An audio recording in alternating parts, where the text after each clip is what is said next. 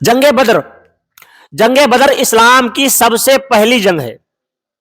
جنگ بدر میں حضور صلی اللہ علیہ وسلم کے ساتھ صرف 313 مسلمان تھے، اور وہ بھی جنگ کرنے کے لیے نہیں نکلے تھے۔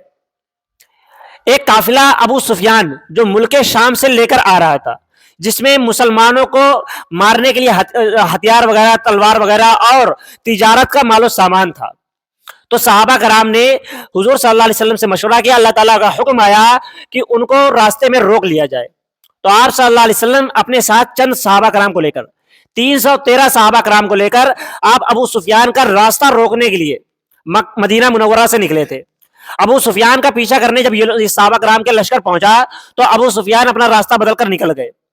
جب آپ یہ خبر مکہ میں پہنچی کہ مسلمانوں کا لشکر ابو سفیان کے قافلے پر حملہ کرنے آ رہا ہے، تو ابو جہل اور مکہ کے تمام سردار، جتنے مکہ کے سردار تھے بڑے بڑے، امیہ بن خلف، ابو جہل اور عتبہ، شیبہ، تمام کے تمام بڑا ایک لشکر لے کر 1000 کی فوج لے کر مسلمانوں سے جنگ کرنے کے لیے نکل پڑے، اور یہ لوگ بدر کے میدان میں پہنچے۔ حضور صلی اللہ علیہ وسلم بھی صحابہ کرام کے ساتھ جب ابو سفیان کا محاصرہ کرنے کے لیے پہنچے تھے، ابو سفیان کا لشکر نہیں ملا، تو آپ نے بدر کے میدان میں پڑاؤ ڈالا۔ وہیں پر یہ کفار کا لشکر آ گیا پورا۔ اس کے بعد مسلمانوں کی تعداد 313، جن کے پاس ڈھنگ سے ہتھیار بھی نہیں تھے، صرف 12 یا 13 تلواریں تھیں، 10 گھوڑے تھے۔ آپ سوچیں ذرا، نہ تلواریں ہیں، نہ تیر ہیں، نہ تلوار ہے، نہ بھالے ہیں، کچھ بھی نہیں ہے، لیکن تعداد صرف 313 ہے، اور سامنے کفار کی فوج جن کی تعداد تقریباً 1000 کے قریب بتائی جاتی ہے۔ ایک صحابی ہے، وہ فرماتے ہیں کہ جنگ بدر کے دن ہمارا کلیجہ منہ کو آتا تھا۔ اب یہ ظاہر سی بات ہے، جن کے پاس ہزاروں کی تعداد میں فوج ہو اور لشکر کے پاس ہتھیار بھی ہو، گھوڑے ہوں، اونٹ ہوں، ہاتھی ہوں، سب کچھ تھا، اور ان کے پاس صرف چند گھوڑے اور چند تلواروں کے علاوہ کچھ بھی نہیں، اس کے باوجود اللہ تعالیٰ سے ان لوگوں نے دعا کی۔ حضور صلی اللہ علیہ وسلم نے فرمایا کہ تم لوگ گھبراؤ نہیں، آج اللہ تعالیٰ ہمارے ساتھ ہے۔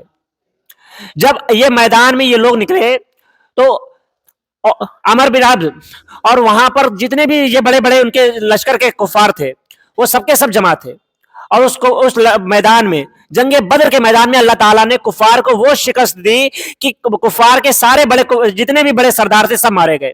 ابو جہل بھی اس جنگ میں مارا گیا، عتبہ بھی اس جنگ میں مارا گیا، امیہ بن خلف بھی مارا گیا، یہاں تک کہ مکہ کے بڑے بڑے سردار سب کے سب اس جنگ میں مارے گئے۔ اور اس جنگ میں کفار کا تقریباً کہا جاتا ہے کہ 35 کفار، 70 کافروں کو مارا گیا تھا، 70 کافروں کو مسلمانوں نے قتل کیا تھا، اور 70 کافروں کو گرفتار کر کے لایا گیا تھا۔ اب آتے ہیں اس بات پر کہ 70 کافروں میں سے ایک روایت میں آتا ہے کہ 70 کافروں میں سے 39 کافروں کو مولا علی نے اکیلے مارا تھا۔ ایک دوسری روایت میں آتا ہے آپ نے 37 کافروں کو اکیلے مارا تھا۔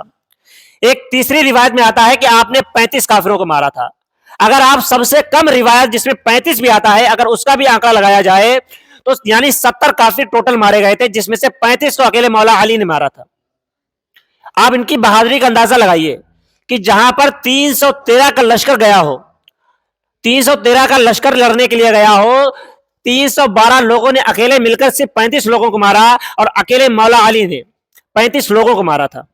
آپ سوچیں ذرا، ان کی بہادری کا اندازہ آپ اسی بات سے لگائیں۔ اور اس وقت جنگ بدر کے وقت مولا علی علیہ السلام کی عمر کوئی زیادہ نہیں تھی۔